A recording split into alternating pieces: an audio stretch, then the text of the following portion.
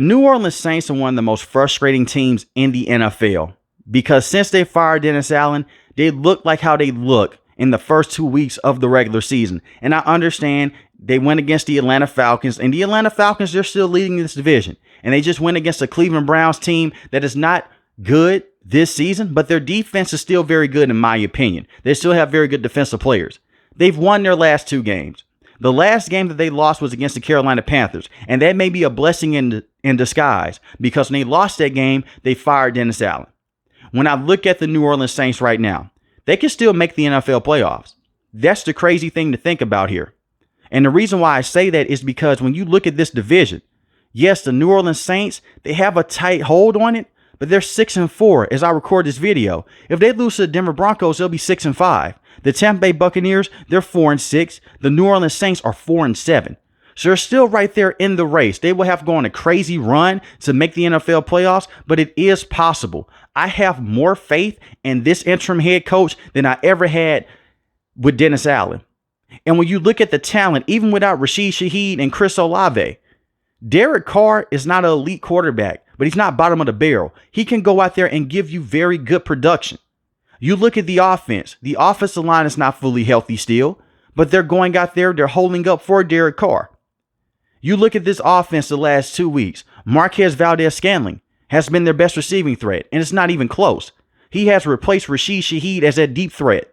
And when you look at Rashid Shaheed before he got injured, he was a more effective deep threat than Tyreek Hill and Devontae Adams. You can go and look at the stats in terms of yards per catch and in terms of touchdowns as well. And that was even when they were losing football games. Before he suffered that knee injury, Rashid Shaheed was phenomenal.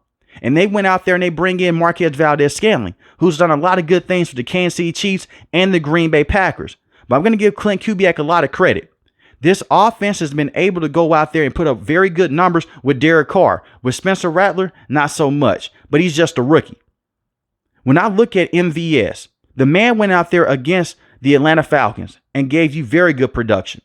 3 catches, 109 receiving yards, 2 receiving touchdowns. Alvin Kamara on the day, 55 rushing yards. Derek Carr was 16-25, 269 passing yards. That's all you can ask for against the Atlanta Falcons, and their special teams was elite. Yes, the kicker with the Falcons missed some field goals in the game, but they also blocked the kick as well. And not only just that, if we go back to the first Falcons outing and give the Falcons a lot of credit for coming out with the win, if it wasn't for Paulson Adebo, they wouldn't have been in that situation to kick that field goal if he did not get the pass interference penalty on Darnell Mooney. Once again, it's Dennis Allen putting Paulson Adebo on the fastest wide receiver when he is not made to do that. He's made to go out there and guard bigger physical wide receivers, but it is what it is.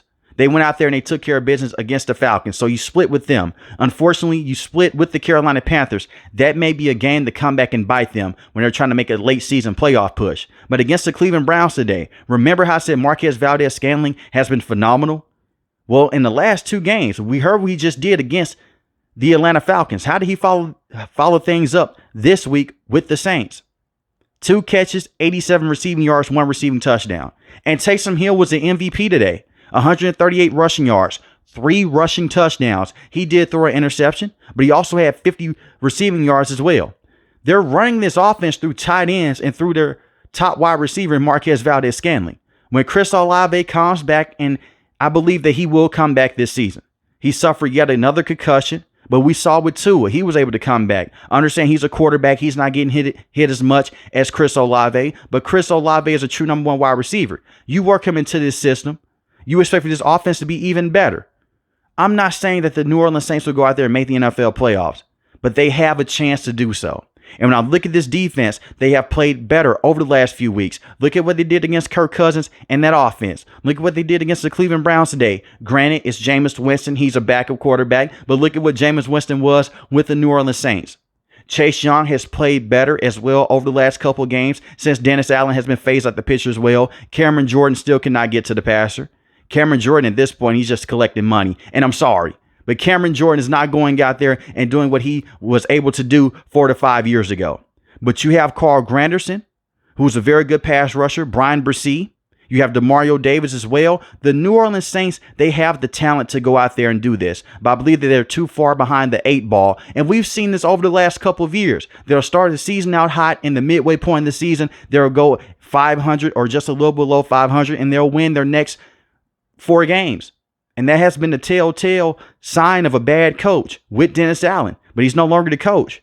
I wish that they would have moved on from him, because I really do believe, even with this interim head coach, if he was the coach at the start of the season, the New Orleans Saints would be sitting atop of this division with the Atlanta Falcons at least, or even in the mix. They would not have the record that they have right now. And you talk about the injuries that they've suffered. You still have not had your starting center for majority of the season. Erik McCoy has missed a good portion of the season. He was able to come back today against the Cleveland Browns, but he has missed a lot of time. They have defensive pieces like Kool-Aid McKinstry. They have Alontae Taylor. Tyrann Mathieu is a very good player in his own right. They have the pieces. They're just going to have to go out there and win their next couple of games. And when I look at their schedule, it is tough. Because now, when you look at the schedule past the Cleveland Browns, we go beyond this point. You have tough competition ahead. You face the Los Angeles Rams at home. And that's always a sore spot for New Orleans Saints fans because of how things ended many years ago in the playoffs when they did not call the pass interference for the New Orleans Saints. But the Rams, they're a good team. But I believe the Saints can go out there. They can give them a lot of problems. It's going to come down to the offensive line protection. Then they face the New York Giants on the road. I think that's a winnable game. They face the Washington Commanders at home. That's going to be tough. But hopefully Chris Olave can return back in that matchup. It's going to be very interesting as well because if Marshawn Lattimore can play in that matchup, he returns home. Then you face the Green Bay Packers on the road. You face the Las Vegas Raiders. That should be a very easy win for the Saints. No offense to the Raiders. Then they face the Tampa Bay Buccaneers on the road. It's a tough schedule, but they have the talent to do so. But let me know in the comment section below how you guys feel about the New Orleans Saints moving forward. Can they still make the NFL playoffs, or is this a wash season? And my thing is this, regardless, it's going to be a tough spot for the New Orleans Saints after this season, whether they make the NFL playoffs or not, because you have an aging roster.